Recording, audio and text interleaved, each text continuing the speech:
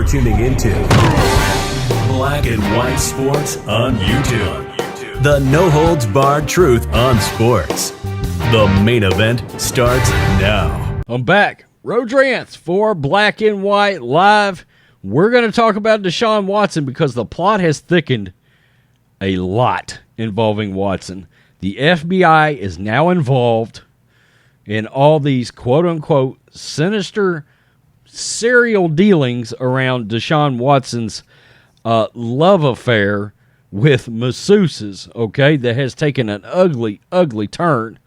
I've said prior, look, even if he did not do anything, quote-unquote, criminal wrong, there has to be the optics and the ability to make good judgment calls and realize I probably shouldn't ask 40 women if they will give me massages. There's something wrong with that in general. Having good judgment when you're a franchise quarterback is a necessity, not an option.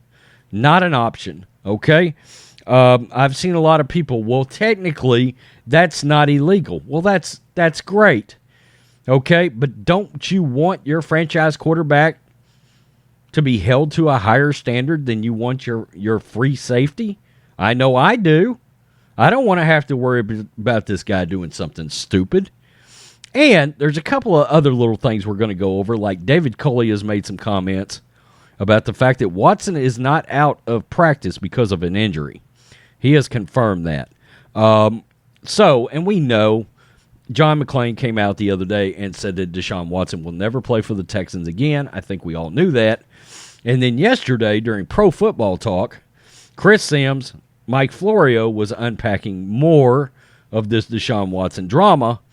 And Mike Florio brought up something, and this is when Mike, if he will stick to sports, is one of the best. He come out and said, is it possible the NFL has not suspended Watson or put him on one of the many lists they got that they can put a player on over improprieties because there's a wink and a nod behind-the-scenes deal between the league and the Houston Texans? Hey, y'all just hold him back. Just keep him in the facility. Don't let him practice. He keeps getting paid because if he went on one of these lists, he would still get paid. And we won't have to step in and suspend him. Personally speaking, I've got an issue with that. If that is the case, I've got an issue with that because I believe the league needs to make an example out of DeShaun Watson. Point blank. It needs to be visible, and it needs to be embarrassing. That is the point of being suspended. Okay? That is part of it, is the public scrutiny. And in the case of the media, there's no real scrutiny when it comes to DeShaun Watson. Well, let's look at this. FBI is investigating. This is Outkick. Tony Busby, the attorney representing nearly 24 women accusing Houston Texans quarterback DeShaun Watson of various forms of, we'll just use the word misconduct here, said the FBI is now investigating Watson's case. In an exclusive interview with League of Justice's Amy Dash, Busby said agents from the Houston Field Division visited him, and he's since met with them multiple times. Dash reports, FBI investigating DeShaun Watson. It says, quote, let's be clear, when somebody comes into your office on the 73rd floor of the Chase Tower, whether they're the FDA or the FBI, it's a big deal. Well, it was the FBI. Busby said per League of Justice. They contacted me and I met with them 3 times now, and now they've met with several of the plaintiffs in the case. Yikes. This next guy, Randy McElroy, I can confirm that I have spoken to the FBI. I wouldn't lie about it when directly asked, but I haven't volunteered it. Another reporter heard a rumor, asked if our office has spoken to the FBI. I did tell the truth. Busby continued. He said, the FBI agent, he's like, look, what I've heard is that most of the reach outs occurred via the internet, which creates jurisdiction for us. But then I understand there were these 2 women that were from out of state. which obviously creates more jurisdiction as well. Dash reports Busby also said the FBI has spoken to several of his clients whom he is currently representing in civil lawsuits. We know this has become criminal as well. Busby says the agency assured him it is taking the allegations, quote, very seriously. Watson's attorney, Rusty Hardin, responded to the League of Justice when he learned of Busby's comments. I wonder if Batman and Superman are involved. I have obviously no reason to believe that DeShaun is being investigated by the FBI. I have absolutely no reason to believe that Mr. Busby's spin is the truth or is any more accurate than any other misstatements he has sponsored. I simply do not believe the FBI is investigating DeShaun. The League of Justice spoke with the FBI's national and local offices. Per the Department of Justice policy, the FBI does not confirm or deny any investigation. Here's David Culley. If the Texans plan to keep DeShaun Watson in the fold but not on the field, pending the resolution of his legal issues, they need to set the stage for putting him on injured reserve. By citing injuries when he didn't practice earlier in camp, they seem to be doing so. On Tuesday, David Culley blew a hole in that plan. So if they were thinking about claiming an injury, the coach just blew it. During a press conference, Culley was asked if Watson is injured. No, he is not. That is a direct quote. We come up each day and have a thing for him, and basically we've got that thing done, what we needed to get done yesterday in practice. Okay, a bunch of around-the-horn coach speak. Culley was also asked why DeShaun didn't practice on Monday. DeShaun is here. Again, every day he's here. He comes in, he works, he does what we ask him to do. He's here every day. He's doing fine. We expect him to be back out here pretty soon. I don't believe that for a second.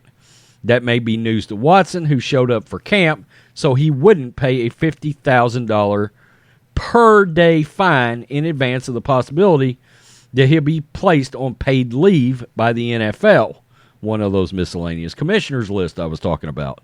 The Texans seem to be content to let him get paid and not play this year.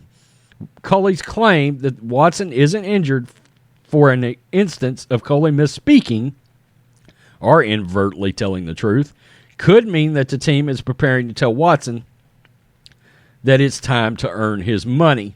And that was from Florio, of course.